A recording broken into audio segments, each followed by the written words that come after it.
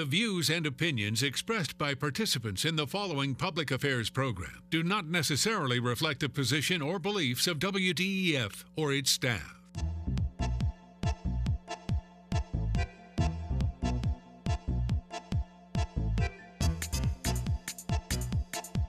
Since 1954, this is Point of View, the world record-holding public affairs program produced at the studios of WDEF-TV Chattanooga and with underwriting community support.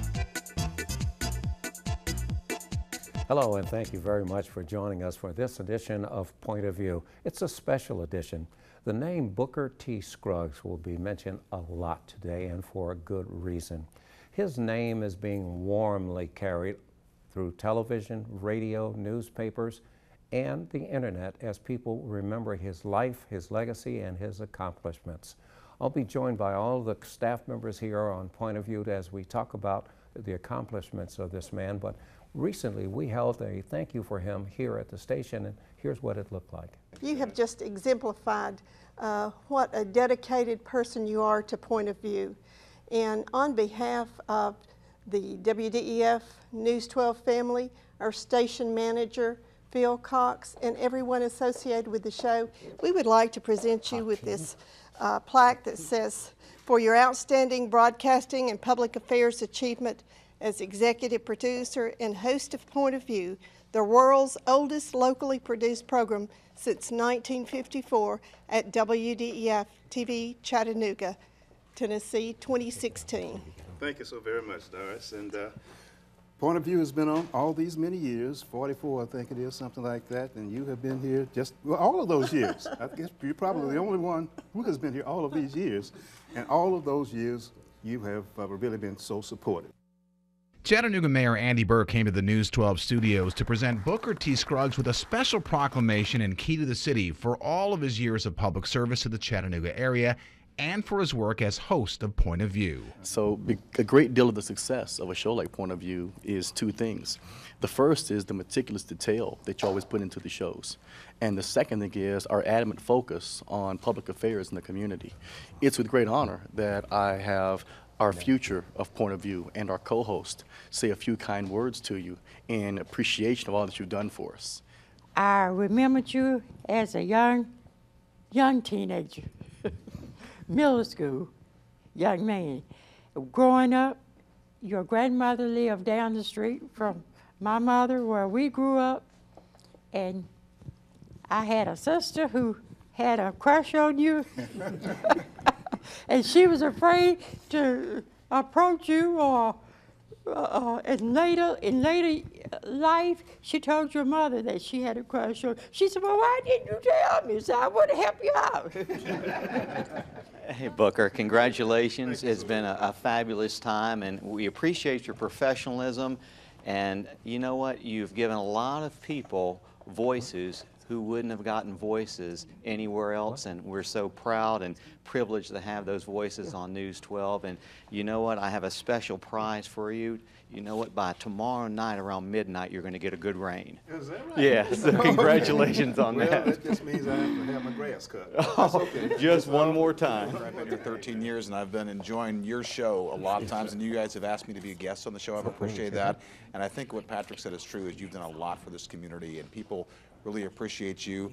And you're a great musician as well. I love listening to you play. That's the great thing too, is not only are you great for the community, but you like really bring the music for everyone. And I appreciate all you've done for us here at News 12. Thank you. And it's been great knowing you. Well, I thought the only reason I was here was to play. I didn't know I was going to happen. So I know, we surprised you, didn't we? You certainly did. This next person up will be Nikki Nicholson. Well, how are you today? Well, it's okay. I'm getting better, though. I know you've been a lot of surprises today. Right. And I'm happy to see your face. I have a question for you. Seeing that you have lit a torch all throughout the city of Chattanooga, how can I do the same to keep your torch going? Well, I think you are.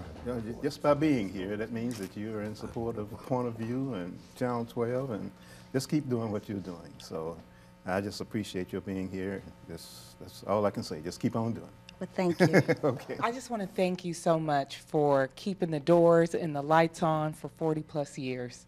It is an honor, and we are going to continue on with your legacy. So Okay. thank you. Okay, thank you. Appreciate the great job that you were doing. One, I consider it a pleasure and an honor to be on the same stage with you. It's the only time I would ever get to be on a stage.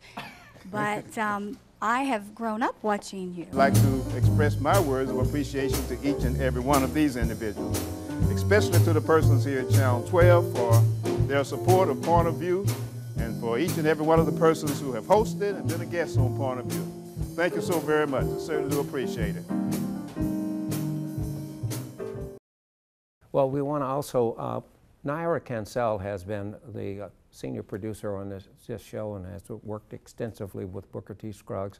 We're remembering him very warmly today, and one of the things that we just want to impress, you will find no one who had a bad word to say about this gentleman. And Naira, you've had the pleasure of working with him and setting up the surprise when we just saw, we got him. He did not realize what we were going to do. He did not, and you know, we got him not only from during the show, but before the show. You know, we sneaked in the mayor, and he was already here and set up, and you and I worked, and the whole team worked endless hours on that surprise. And so we of course thank Channel 12 and the whole team here for helping. But you know, Booker was just delightful to be around. I remember the first time that him and I actually sat down together at a local restaurant, and to know him was to know his gentle spirit and his passions for that he had for our, and especially his music, it's his ensemble. Right, and I'm getting to that. You know, he had different passions in our community,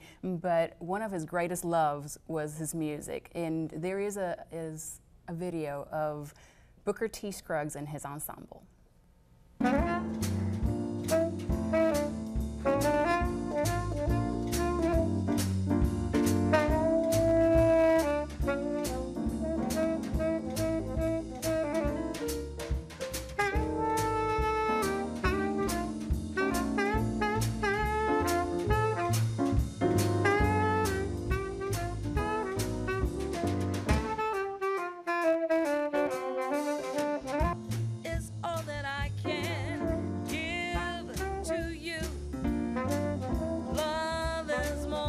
Just a game for two. Two in love can make it. Take my heart, please don't break it. Love was meant for me and you. It was meant for me and you. It was meant for me and you.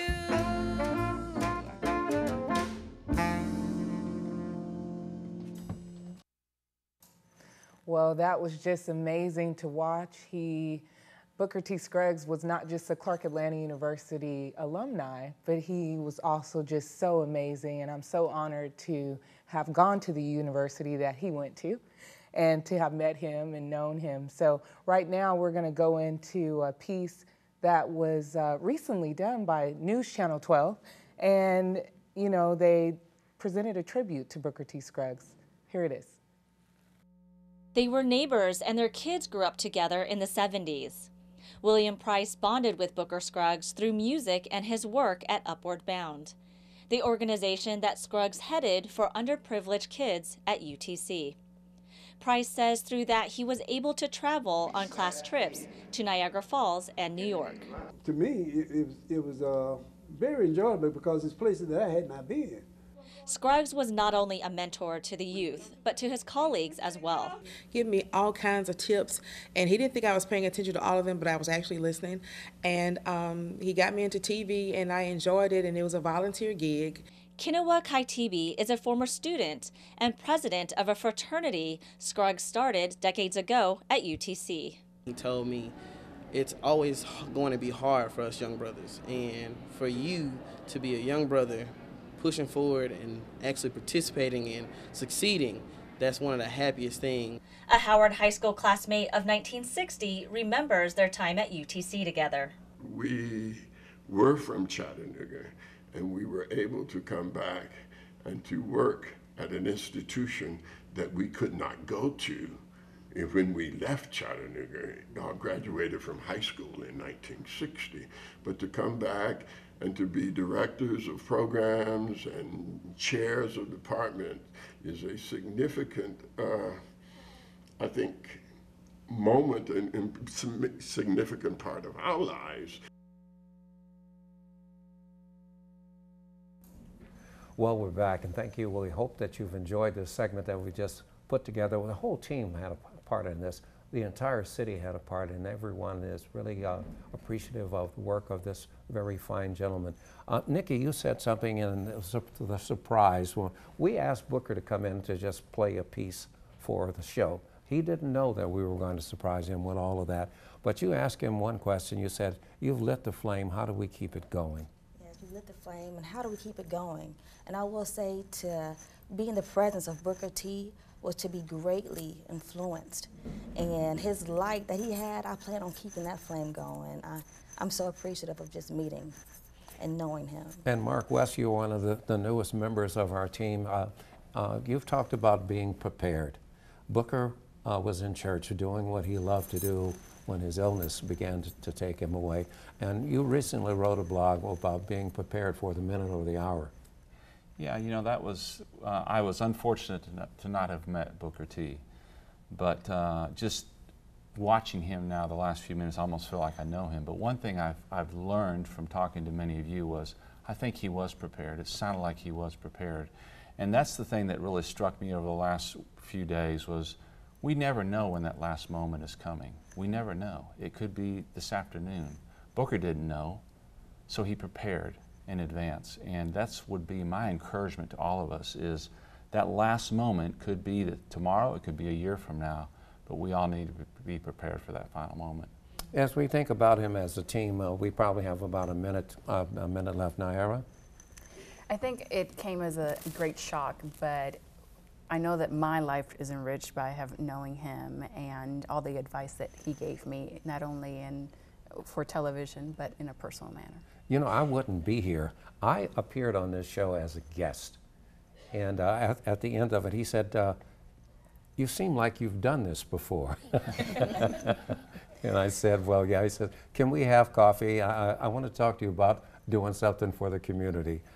That's the way that happened. Listen, stay tuned. Point of View will continue. We'll have a great segment for you. But thank you for joining us so far. Alvin and the Chipmunks want to remind you bacteria can hide in food and make you ill. Wow! But you can keep bacteria from ruining your day with 4 simple steps. Clean, separate, cook, and chill. The road trip to food safety starts at foodsafety.gov. Thank you very much for staying with us as we've talked about Booker T. Scruggs and his legacy.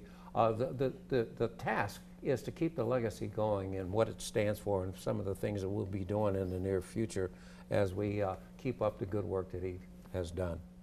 And, you know, we will be continuing to video and record a lot of segments, follow-up segments on the things that were issues then, you know, 40 years ago. And what's new now. And what's new now, how it has progressed, or maybe how it hasn't progressed. Well, as we do that, we'll also be looking for some new talent to help us take this thing forward. Yes, so auditions will be held June 20th. On the 5th floor at the Egny Building. Please send us your resume, your headshot to pointofviewchat@gmail.com. Wait a minute, you want to do that again? Make sure everybody has that. pointofviewchat@gmail.com, and that's point of view, spell it out, chat with 2 T's @gmail.com. Now, experience is not necessary, though we do prefer it, and you know, anyone can apply or audition. Well, are you sure anyone? Because, I mean, I'm the conservative on this show, and I don't think there's any more room for another conservative. Are you saying you've taken that spot? I've taken that spot. So if you're a liberal, go ahead and apply. Liberals can't apply. I will say some tips. Some of the tips are just enjoy yourself, bring your personality, and bring your opinion. Bring your opinion. And it's also very helpful, too, to be knowledgeable about what's happening in your community and what would you like to see happen. Some of the stories that don't get told, we like to tell them here because there's so many different things happen. No one can cover everything. Right. But we cover every subject. There's nothing we won't talk about, right? Now, the only thing we haven't been able to do, I won't mention that. Well, right, I tried to do it, remember? Well, I sure do. We went there. You can go there. We did. But you know what I think is really great, I think Booker T. Scruggs' legacy was to just live in the moment and to also tell those that you love that you really love them. And I'm so fortunate I was able to say that the last time I saw him. I told him I love you and thank you for all that you've done for our community. There's one thing I've gotten from all of this, and it's not to live your life so caught up about life, but actually live life. Don't get stuck in the rat wheel. Just take time to live life and enjoy it. My mother had a marvelous expression. She said, tell me you love me now. Don't buy me flowers. Don't buy me candy. Give me money. I will buy what I want.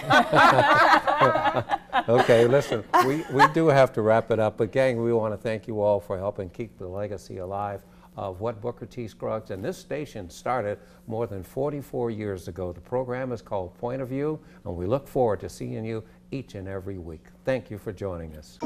This is the story of a boy who is very sensitive to lights and sounds. So he built secret hiding places where nothing could get in. The boy didn't like looking people in the eye. It made him feel uncomfortable. One day, he found out he had something called autism. His family got him help, and slowly, he learned how to live with it better. Early intervention can make a lifetime of difference. Learn the signs at autismspeaks.org. Hello, I'm Beverly Moultrie. Thank you for staying with us. Just like learning doesn't end when school is out, nor does a child's need for good nutrition. Our topic for today is childhood hunger. Let's welcome our guest, Kendra Harris from the Hamilton County School System, and Laura Kilpatrick, Director of Agency and Government Relations from the Chattanooga Area Food Bank. Thank you for joining us, ladies. Thanks for having us. Well, Laura, we're going to start off with you. Can you tell us what is the Chattanooga Area Food Bank doing to connect kids with meals around the city? We have several programs that we offer throughout the school year, and we work with local partners to kind of carry those programs throughout the summer.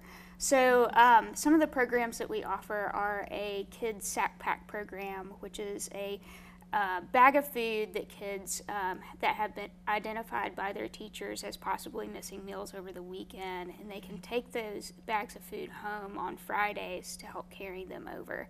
So it's a supplemental bag to get them through.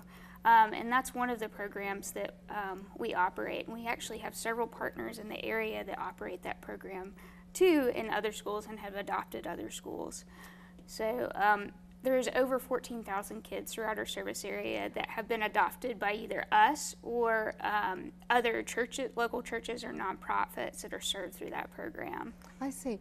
And Kendra, I know with you being an educator, what meal programs do you have at your school? Well, I work in middle school, and I am definitely familiar with the SAC program that they do with elementary, and hopefully we'll expound towards middle school. What we do is, in addition to the students having the breakfast and the lunch, we also have like after school programs, and we provide lunch, like a lunch or small meal, nutritious meal for the students after school. So that's one thing that we do at the middle school that I work at. I see. Well, you know, it's been reported that about 154,000 people are hungry, and more than half of those, or almost half of those, are children. How often are kids coming to school hungry? Well, just to talk about Hamilton County in general, there's over 14,790 kids that are food insecure. Wow. In Hamilton County. So we serve 20 counties within the North Georgia and Chattanooga area, and of those 20 counties, there's 55,500 kids that are food insecure. So if you can imagine, when you're talking about our reach of how kind of there's that gap of and that continual need for us to grow programs, our SAC Pack program is only serving 14,000 of those 55,000 kids.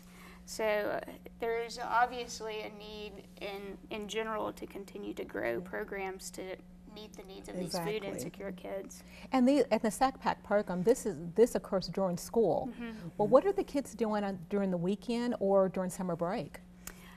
Summer breaks are tough. You don't have that centralized place where kids are congregated in the summer like you have during school. And so there are local programs offered through either partners of ours or Youth and Family Development has a summer feeding program. The YMCA has an extensive summer feeding program here in Chattanooga. And throughout our service area, there are other entities, even school systems, that have taken that on. But the challenge is you always know that you are missing kids that you would typically see in the classroom and at the schools because you don't have that programming in the summer that really brings them together and the resources that bring them together. I see. I know there's a lot of our, and you may have mentioned one of the organizations that funds a lot of the services, a lot of the recreational centers, and that's probably under the Parks and Recreation. Youth and Family Development. They provide, Family Development, and they provide those lunches, and also the Boys and Girls Club. Several of them they provided at a certain time during the day, and I think it's for students or kids that are 18 and under, and, which is a great age range. Yes. Now, those programs usually they're tied with some type of summer camp. Is that correct? They can be. A lot of sites, though, are often open, what's considered an open site. So they can, we've had sites in rural counties at boat ramps. I see, okay. So it doesn't necessarily have to be tied to a summer camp. The YMCA has a program called Mobile Fit, and it's basically a trailer that shows up into a centralized area, and they do programming with the kids for a few hours, and they feed them on site. So there's leeway within that program just to really focus on feeding children. It's nice to have the added program of serving those kids with recreation and other things, and that draws them in too. Okay. Because one of the centers, recreation centers, when you said they're mobile, they Emma Weller Homes is one of the recreation centers where the mobile actually comes at a certain time during the day. And I think I spoke with a representative there, and they come between like 1:30 to 2:45 and serve students. So it's that mobile unit, but it's good if they have the additional, activities that will bring the students out and keep them active, keep them mobile, and also learning. Well, as a teacher, Kendra, what are you doing personally to help maybe connect families itself with just addressing the hunger problem? Well, there are some families, because of the school that I taught at or I teach at, a lot of students and a lot of the families are in low-income housing. So I have mentioned the summer food program that at some of the locations that are in their area, like the center that I mentioned to you and the Boys Club. So just whenever a parent has questions about it, about what can we do in the summertime food programs, and I've mentioned that. One other thing that we've done at school, we've had the we raise canned goods. We do have the canned good drives. I used to be the magnet facilitator at the school that I teach at currently, and I know sometimes I would even just have the magnet students or parents just bring in canned goods and provide for the food bank. I think may have done that last year, year before last, not just during the holidays, because a lot of times you see that. A lot of schools will, raise canned goods. Yes. But I just wanted to be at any time of the day because the supply gets low. And we definitely need the food and the help throughout the year. I understand. Well, Laura, I understand that the Chattanooga Area Food Bank has just been awarded a grant from Walmart. What can you tell us about the grant? Yes, this grant is the Walmart State Grant, is what they call it. And Walmart issues several grants tied through throughout each of the states. So the state of Georgia has a state grant, Tennessee has a state grant, and this one's just for Tennessee. And this is to provide us funding to carry on a program called PEP. It's our Produce Empowerment Program. And so we work with several local partners here in the Hamilton County area and across our service area, and they set up kind of pop-up farmers market style produce giveaways. And so this funding that Walmart gave us is going to help us continue that program. We have several churches that are involved, and they provide some of the subsidies for keeping that program funded, but it's something that we're dedicated as a food bank to continue to fundraise for. Well, that sounds like a wonderful program and well needed. When I think about that, I know that I've been out to your website and I have participated in some of the fund drives, but I noticed that you all mentioned something about these virtual fund drives. How is that different than a normal fund drive? It's really neat. So some entities don't really want to deal with all the canned goods and whatnot, and where do we put that in our small office? And so, as we're collecting things, so this is the virtual fund drives or food drives. Is a website that they can go to and sign up for, and you can contact our communications director about that. They can sign up for this, and it actually is like a shopping cart that takes them through, and they can put things into their shopping cart, and then money comes to the food bank for us to purchase those items. And when you receive money at the food bank, your dollar goes a lot further than perhaps my dollar does, yes, correct? It does, it does. So if you can imagine going to the grocery store, a can of food usually costs you around $1.20. We can stretch that into 4 or 5 cans of food out of that. Wow. So. Well, we have about a minute left. So let's say in about 45 seconds or less, what closing thoughts do you have? Kendra? One thing I would say is that if anybody has the opportunity to help students or kids during the summertime and support any type of food programs, definitely get out there and do that. I just stress that, kids are, need to be fed throughout the year. And we don't want any child to go hungry. We want one child to be physically fit and, actively fit. Yes. And Laura? And I just want to end on, we just have this huge bar to meet. And it's difficult to really get to every child, and as you're choosing where you start programs and where you have to hold back on, it's very difficult, and it all depends on funding for us to be able to do these programs. And so I just want to end on the fact that, piggybacking on you, that kids really need this. No kid should go hungry. So in order for us to solve this issue, it has to be an issue of Chattanooga and not just an issue of the food bank and local teachers. Exactly. Oh, absolutely. So it's going to take all of us. Yes. Well, ladies, thank you so much for joining us today, and I look forward to having you back on our show. All right, thanks. Thank you. The Chattanooga real estate market. This and more on our next Point of View. Closed captioning provided by the following. Funding for this program is brought to you by Barnett & Company, specializing in tax-efficient strategies for the preservation and distribution of family wealth, offering continuous investment management with a focus on long-term strategies. Areas of service include investment, estate, education, and retirement planning. Barnett & Company, the power of compound returns over time. More information can be found on the web at barnettandcompany.com.